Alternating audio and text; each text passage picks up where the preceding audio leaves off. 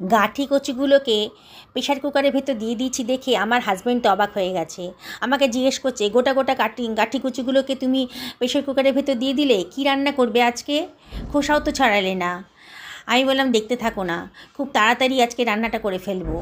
গোটা গোটা গাঁঠি কচুগুলোকে ভালো করে ধুয়ে পরিষ্কার করে আমি প্রেশার কুকারের ভেতর দিয়ে দিচ্ছি। তার ভেতর দিয়ে দিলাম সামান্য একটুখানি এই 1/2 টেবিল চামচ মতো লবণ আর 1/2 টেবিল চামচ মতো হলুদের গুঁড়ো, আর প্রয়োজন মতো জল দিয়ে দিলাম যাতে গাঁঠি কচুগুলো ডুবে যায়।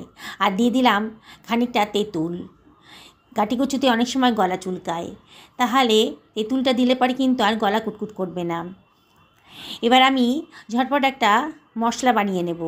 খুব তাড়াতাড়ি রান্নাটা করতে হবে আজকে, একটু তাড়া আছে। একটা মিক্সার গ্রাইন্ডারের ভেতর আমি 1 টেবিল চামচ কালো সর্ষে আর 1 টেবিল চামচ হলুদ সর্ষে দিয়ে দিলাম। এর ভেতর দিয়ে দিচ্ছি 2খানা কাঁচা লঙ্কা, আর এর ভেতর দিয়ে দিচ্ছি 1 টেবিল চামচ লবণ, 1 টেবিল চামচ আদা রসুন বাটাও দিয়ে দিলাম। এবার এটাকে আমি গ্রাইন্ড করে নেবো, জল ছাড়াই গ্রাইন্ড করে নেবো।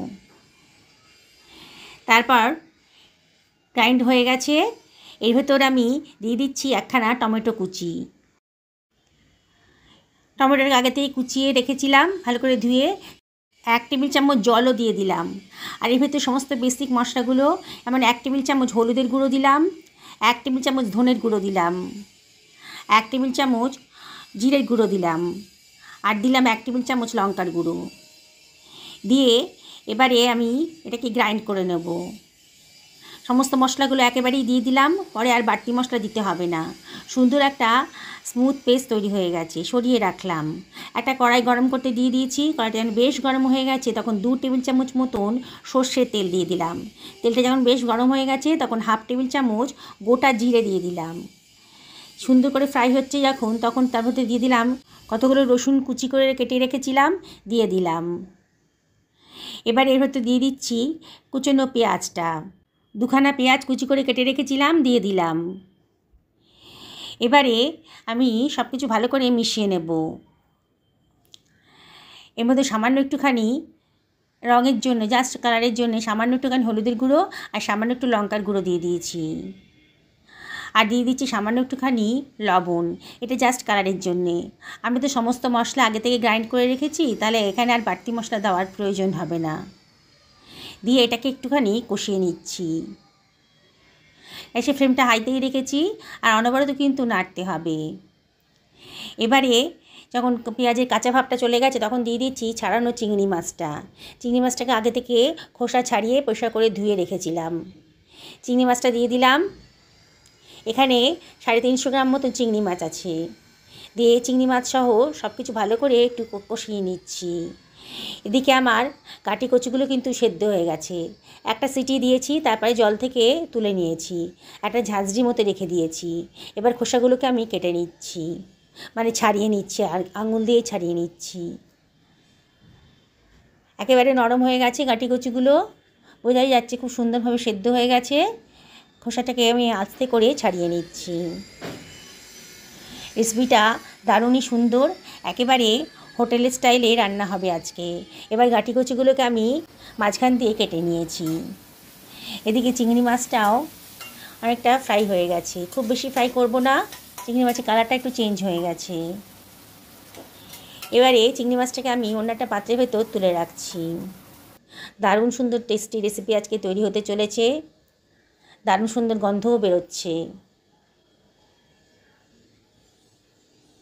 সমস্ত চিংড়ি মাছটাকে আমি কড়াই থেকে অন্য একটা পাত্রের ভেতর তুলে রাখলাম।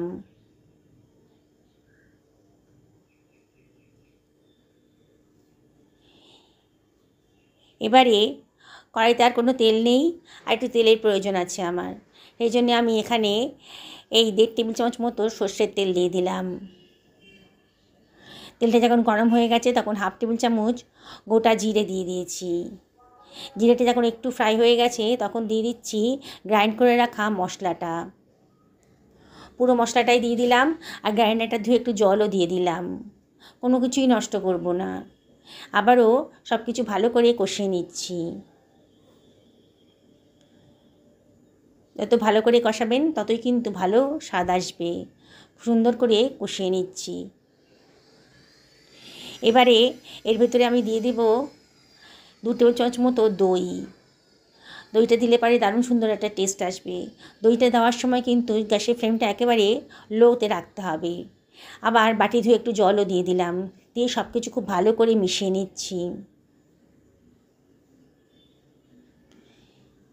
আবারও সুন্দর করে মশলাটা কষিয়ে নেব। আস্তে আস্তে কিন্তু মশলার কালারটা চেঞ্জ হয়ে যাচ্ছে, দেখেই মনে হচ্ছে মশলাটা কষানো হয়ে যাচ্ছে।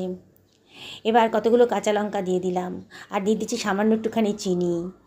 চিনিটা দিলে কিন্তু টেস্টের একটা খুব সুন্দর ব্যালেন্স আসে, তবে অপশনাল, প্রয়োজন না হলে দেবেন না। এবার সেদ্ধ করে রাখা গাটি কচুগুলো এর ভেতর দিয়ে দিলাম, দিয়ে সব কিছু আবারও খুব ভালো করে মিশিয়ে নিচ্ছি।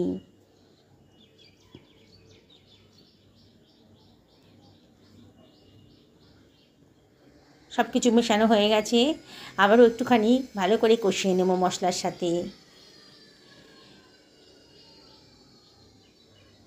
দারুণ সুন্দর রেসিপিটা আজকে তৈরি হতে চলেছে। একবার যে খাবে না, সে কিন্তু বারে বারে এরম করেই বানিয়ে খেতে থাকবে। এত সুন্দর টেস্টি আজকে রেসিপি তৈরি হয়ে গেছে। আবার একটু জল দিয়ে দিলাম, যে যেরকম গ্রেভি পছন্দ করেন সেই অনুযায়ী জলটা দেবেন। এবার কাটিকুচিগুলো ভেতরে আমি দিয়ে দিচ্ছি ভেজে রাখা চিংড়ি মাছটা, দিয়ে সব কিছু ভালো করে মিশিয়ে নিচ্ছি।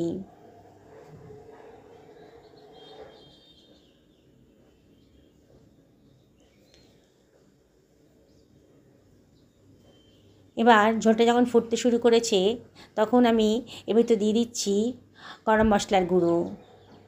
একবারে দিয়ে দিলাম, তাহলে গ্রেভির মধ্যে খুব সুন্দর একটা টেস্ট এসে যাবে, গন্ধটাও খুব সুন্দরভাবে বেরোবে। তাই আগে থেকেই গরম মশলাটা দিয়ে দিলাম।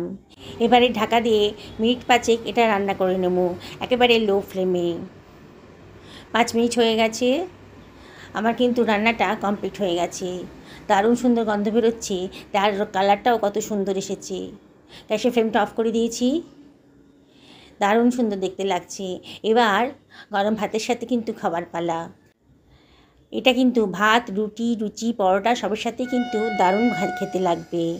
তবে আজকে আমি এটা ভাতের সাথেই খাবো। নতুন বন্ধুদেরকে রিকোয়েস্ট করব, যদি রেসিপিটা পছন্দ হয় তাহলে আমার চ্যানেলটা সাবস্ক্রাইব করবেন। আর যারা ফেসবুক থেকে দেখছেন তাদেরকে রিকোয়েস্ট করব আমার পেজটা ফলো করার জন্যে। দেখুন, এই এক পদেই কিন্তু এই পুরো ভাতটা খাওয়া হয়ে যাবে। যা সুন্দর দেখতে হয়েছে না, আর খেতে কিন্তু সত্যি বলছি অসাধারণ হয়েছে। চিংড়ি মাছ আছে আর গাঠি কচু, আমার কাছে কিন্তু দুটোই খুব প্রিয়। বন্ধুরা, রেসিপিটা যদি ভালো লাগে তাহলে লাইক, শেয়ার, কমেন্ট করতে কিন্তু ভুলবেন না। আমি তো ভাতের সাথে খাচ্ছি, আপনারা কির সাথে খেতে পছন্দ করবেন অবশ্যই কমেন্ট করে জানাবেন। একদিন অবশ্যই আমার মতন করে বানান। সকলে ভালো থাকুন এই কামনাই করি।